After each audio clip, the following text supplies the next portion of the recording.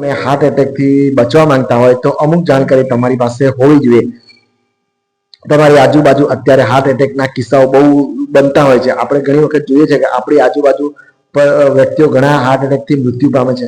Heart એટેકમાં થાય છે એવું કે અંદાજ જ નથી આવતો. ઘણું વધારે પડતું બ્લોકેજ થઈ જાય છે ત્યારે જ ખબર પડતી હોય છે જનરલી. જેમ કે થોડું ઘણું આપણી જે હાર્ટની નળીઓમાં, હાર્ટનું કામ શું છે, બધી જગ્યાએ બ્લડ પહોંચાડવાનું, પણ હાર્ટમાં જે બ્લડ પહોંચાડવાનું એ જ નળીમાં જો બ્લોકેજ શાનાથી આવે તો કે એક જાતની ચરબીના થર જામે. ચરબીના થર શામાંથી બને તો કે આપણે કોલેસ્ટ્રોલ ને ટ્રાયગ્લિસરાઇડ લેવલ આપણા શરીરમાં વધતું જાય તો એના લીધે એ નળીઓમાં બ્લોકેજ થાય. હવે એ બ્લોકેજમાં તમને અંદાજ આવતો નથી જનરલી શું 80-90% ઉપર બ્લોકેજ થાય તો તમને ખબર પડે. એટલે તમને થોડું કામ કરો શ્વાસ લાગે, સીડીઓ ચાલો શ્વાસ લાગે, આમ કાજ કરતા શ્વાસ લાગે, આપણે જનરલ લક્ષણો છે. પણ જ્યારે તમે બેઠા બેઠા બી શ્વાસ લાગવા માંડે તો થોડો અંદાજ આવે કે ભાઈ મને અંદર બ્લોકેજ થવા માંડ્યું છે. તો એના કરતા શું છે, જો તમારી ઉંમર 40 વર્ષથી વધારે હોય, તમે ડાયાબિટીસ કે બીપી ની ગોળી લેતા હોય, કે પછી કોઈ ટેન્શન વાળું જીવન જીવતા હોય, કે પછી તમારા મગજમાં કોઈ ડિપ્રેશન હોય, તમારા ઘરના કોઈ સગાવાનું ઓફ થઈ ગયો, મૃત્યુ પામ્યું હોય, તો તમારી માઇન્ડમાં અસરને લીધે તમારા કોલેસ્ટ્રોલ ને લિપિડ પ્રોફાઇલ ટેસ્ટ કરો ને તો જ ખબર પડે. અને એવું કંઈ હોય ને તો તમારે લિપિડ પ્રોફાઇલ ટેસ્ટ કરાવી લેવો જોઈએ. એના પરથી તમને થોડો ઘણો અંદાજ આવે કે કોઈ લેવલ વધારે છે. તો જો એ લેવલ જો તમારા શરીરમાં પહેલાથી જ વધારે હોય તો તમે અંદાજ મારી શકો કે મારે શું ખાવું જોઈએ, શું ના ખાવું જોઈએ. જેમ કે જો કોલેસ્ટ્રોલ વધારે આવતું હોય તો કોલેસ્ટ્રોલ આપણને બહારથી શું છોડવું જોઈએ તો કે માંસ, પ્રાણીજન્ય આહાર છે બધા છોડી દેવા પડે. માંસ, મટન, ઈંડા, દૂધ ને ઘી ને તેલ બધું બંધ કરી દેવું જોઈએ. જો ટ્રાયગ્લિસરાઇડ લેવલ વધારે આવતું હોય તો જેટલા બધા તેલી આઈટમ, તેલ છે એ બધું બંધ કરવું જોઈએ. જેની અંદરથી તેલ બને છે એ વસ્તુ બંધ કરવી જોઈએ.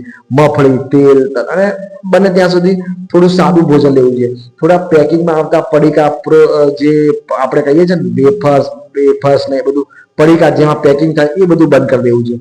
તો ફાસ્ટ ફૂડ બધા બંધ કરી દેવા જોઈએ. જે મીઠી ગળીને ડેરી પ્રોડક્ટ્સ ને એ બધી બંધ કરવી જોઈએ. તો શું કરવું જોઈએ, ખાવું શું જોઈએ તો કે આ જે થર હોય આપણા શરીરમાં, જે હાર્ટની નળીઓમાં જામી ગયા હોય, આપણા ટેસ્ટ કર્યા પછી ખબર પડતી હોય જનરલી.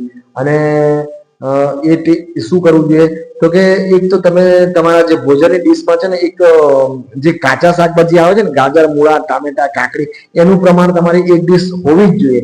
બીજું તમારે ફ્રૂટ્સમાં ફળો, જે સફરજન છે, જે જામફળ છે, નારંગી, મોસંબી, દ્રાક્ષ, જે સિઝન પ્રમાણે જે ફળ મળી શકતા હોય એ બી ચાલુ રાખો.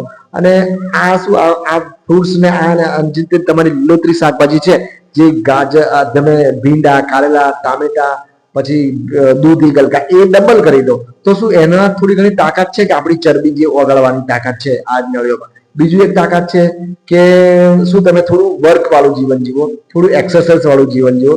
અડધો પોણો કલાકનું તમે કન્ટિન્યુઅસ કોઈ વોકિંગ કરો, રમો, ચાલો, સાયકલિંગ કરો, પણ કન્ટિન્યુઅસ હોય તો તમને ફાયદો થાય. બીજું એક છે કે તમે કોઈ બી મેન્ટલ સ્ટ્રેસ, આ મેન્ટલની શાંતિ માટે કોઈ એવી જગ્યાએ જાઓ કે જ્યાં તમને આ શાંતિ મળે. તો કે તમે મંદિરમાં જાઓ, ઉપવાસ કરો, તમારા ઈષ્ટદેવની પૂજા કરો, અથવા તમને જે ગમતું કંઈ હોય એમાં થોડું તમારું મન ભરો, તમારું મગજ શાંત રહે. તમે બહુ બિનજરૂરી ઉજાગરા ના કરો અને થોડા યોગ કરો, પછી થોડું શું કહેવાય ધ્યાન કરો, તો તમારું માઇન્ડ બી શાંત થશે. અને એના લીધે તમારો કોલેસ્ટ્રોલ અને ટ્રાયગ્લિસરાઇડ શરીરની અંદરથી બને છે એ બી ઓછો થશે.